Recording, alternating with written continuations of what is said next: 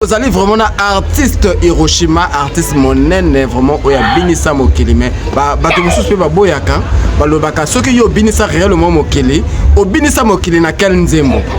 Ouais, ngana binisa mokili ba mambo za trop na ko pesela bango intro ba chapeau eza wana comme balançoire mo pepele gagate na se ya mayiba banganga ngana za mayiba sokola ngayiba melanga na mona te moto ko bangisa ngana animation abudana pekisaki bango animation basali motu makasi bakoti na kati hey tonton ngemelwa na chapeau iolela bogo bina zwakuna leka bogo mata balançoire a bébé c'est bon vimbelinga bogo pimbona balançoire wananga naza moto jeté.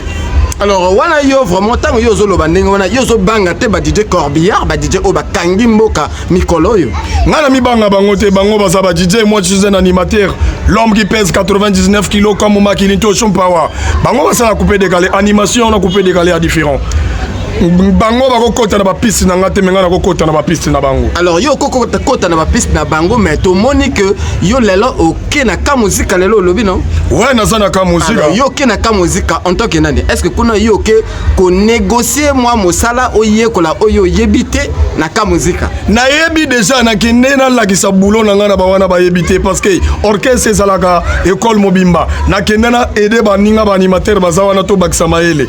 Alors est-ce que tango yo ok na ka musique ba recruter yo en tant que moto oyo babanda ko futa ou bien ba futa kayote ok ko yekola boulot kona. Oh toujours salaire nanga eza mo konzinanga futa nanga na cadre bien na cadre mangaya wana jeté mo konzinanga futa ba déplacement ba gagne tout baza na ba président leader nanga africain asala ba mambo na ya futa la ndako eza jeté. Quel animateur oyo yo nzimaka na ville à Pointe-Noire awa. Na ville à Pointe-Noire toi na ba animateur te mingi na lobara pe simbote na Silicon Sampai Marga koya mayanga na décalé. C'est un animateur merci avec tous les respects. Nazuli Sousou Giga Mortel Énergie malgré que dans Adolisi na mon radio animateur troisième ce marcha gay wana zananga na ka musique c'est tout. Animateur yakayo kanga moko le reste va kena décalé kanga moko. Alors kayo moko vraiment toko silisa ba toko tika bango na posa pour mikolo mosusu koyaka to ya ko dwa bango. Alors est-ce que yo vraiment yo en tant qu'animateur lelo to yebi que DJ Corbillard kangi vraiment ma solo ya coupé décalé na kati ya coupé décalé pe a bois kaka na kati ya coupé décalé pe ya na animation na kati est-ce que ce que bati Corbillard kuna yo pe ko telema ya épaisseur la musique to lo bango te ba tout na ring lokola ba boxer so la ngisi moninga boulé pesa 15 kg akomona ngo jeté ba ko tout na lekolo atatami ba tout na cadre manga mais moi je pense na perfection ngona za na ko tout nga indi César à somo. Alors yo lobi que vraiment indi c'est à somo bana le monde entier bana mokili mo mesengo trop to mona ki na semaine o eleki DJ Corbillard à côté la kibino à domicile na 8 hours à côté la bino à domicile na 8 hours alia bino vraiment même à 100%. Est-ce que yo pe obetaki na 8 ngana beta kitenga na ko beta na ba pojo ba bali côté ayako négocier na quartier Mukonzi Hiroshima ali comme to memaki yebra li comme to mema aimé avant kota mokonzi ndule avant kota mabela négocier na nous nkoyo za wana vraiment limisanga pesa nga passage na pesa mangaya wana defo banani wana tous les motos yebi tous les missions banani defo banani des fois ba fan jeté tous les missions kota na mabelo yebi ki nkoya za wana nazama Kilinto Shamboka oyo arrondissement 37 km 8 c'est qui 315 ezanga robot naza même pas moto G. Donc yo zo loba ke tango DJ Corbillard ayaka ki ko beta na 8 hours asenga ki permission na yo ba kota ba mona toujours chef du village ba senga ki toujours ba audience chef du village na pesa bango passage. Alors bana le monde entier bana mokili mobimba animateur Hiroshima c'est ça non? Oui animateur Hiroshima toya ko doyer vraiment on interview grand complet la semaine où ezo yaka vraiment ce qu'on a mo bambote pona to silisa bambote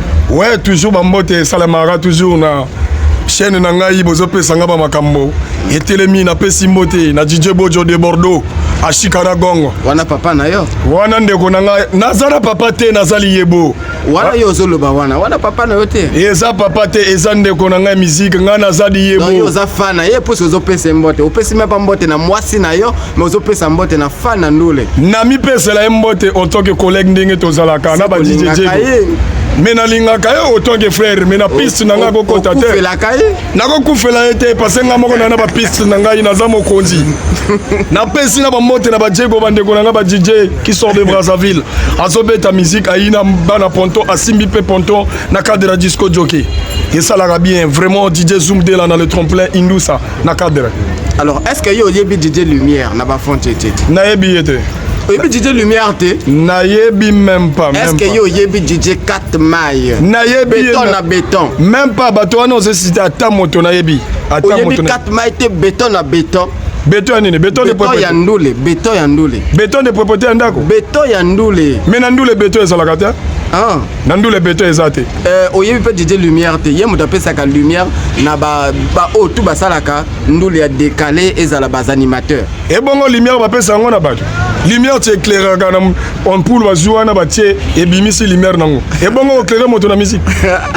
Alors dans le monde entier bana mokili mobimba vraiment to komi na suka vraiment il y a interview na biso na animateur na biso donc tokoya ko doit émission complet il y a animateur na biso Hiroshima il y a kangi 8 mobimba avant kota na kobeta concert il faut au sengana comme Hiroshima vraiment na mikolo ko ya kaboya ko doit interview en grand complet. Ciao. Merci, ciao. Check na cadre mangaya. Moi c'est Robot. Des grands maîtres Luambo Makadi. Tu y es la lutumala sentiment nyonso elele.